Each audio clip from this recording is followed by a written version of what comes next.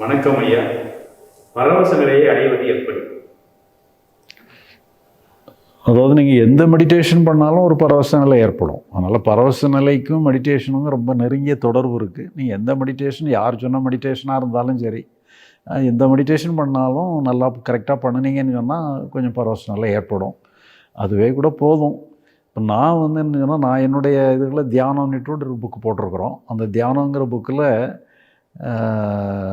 நிர்விகற்ப தியானம்னுட்டு ஒரு தியானத்தை சொல்லுவோம்.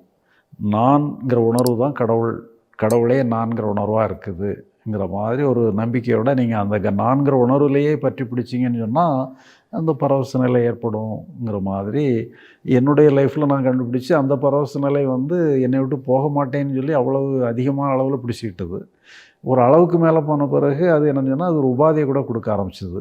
ஒரு அளவோடு வச்சுக்கிட்டோம்னு சொன்னால் அந்த நேரத்தில் எனக்கு பரவச நிலையில் இருக்கிறது தான் சிறப்புன்னிட்டு இருக்கிற வரைக்கும் பரவச நிலையில் இருக்கிறதுக்கான முயற்சி தான் பண்ணிகிட்டு இருந்தனோடைய அது இல்லாமல் இருக்கணுங்கிற எண்ணமே எனக்கு ஏற்படலை. அதில் இருக்கிறது தான் சார்ந்ததுன்னிட்டு இருக்கிறதுனால அதுக்காக பற்றியே பிடிச்சிக்கிட்டு இருந்தோம்.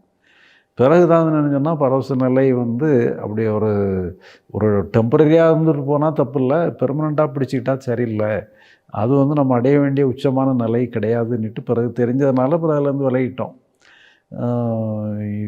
இப்போ என்னன்னு சொல்லி சொன்னால், இப்போ நீங்கள் அது வேணுங்களுக்கு அது உங்களுக்கு வேணும்னு சொல்லி சொன்னால் நீங்கள் நம்ம தியானத்தை பழகணுன்னா தியானம்னுட்டு நாங்களே ஒரு புக்கு போட்டிருக்கோம். டெலகிராம் சேனலில் போனீங்கன்னா ஃப்ரீயாகவே இந்த புக்கை டவுன்லோட் பண்ணிடலாம். இல்லை நீங்கள் பிரிண்டட் காப்பி வேணும்னு சொன்னால் நீங்கள் மிஷனுக்கு ஃபோன் பண்ணி கேட்டு வாங்கிடலாம். அதில் நிர்விகற்ப தியானம்னுட்டு போட்டிருக்கோம், டீட்டெயிலாக போட்டிருக்கோம். அதை நீங்கள் பயிற்சி பண்ணி பாருங்கள். ஆனால் ஒரு அளவோடு வச்சுக்கிடுங்க. ரொம்ப அளவுக்கு மீறி போனோம்னு சொன்னால் அது உடல் உபாதையை தான் கொடுக்கும். ஒரு அளவோடு வச்சுக்கிட்டிங்கன்னா உங்களுக்கு ஹெல்த்து கூட நல்லா தான் இருக்கும். எல்லாருமே அளவோடு இருந்தால் கரெக்டு. அளவுக்கு மீறினா அமிர்தமும் நஞ்சுங்கிற மாதிரி பரவச நிலை கூட நமக்கு ப்ராப்ளத்தை கொண்டு வரும்.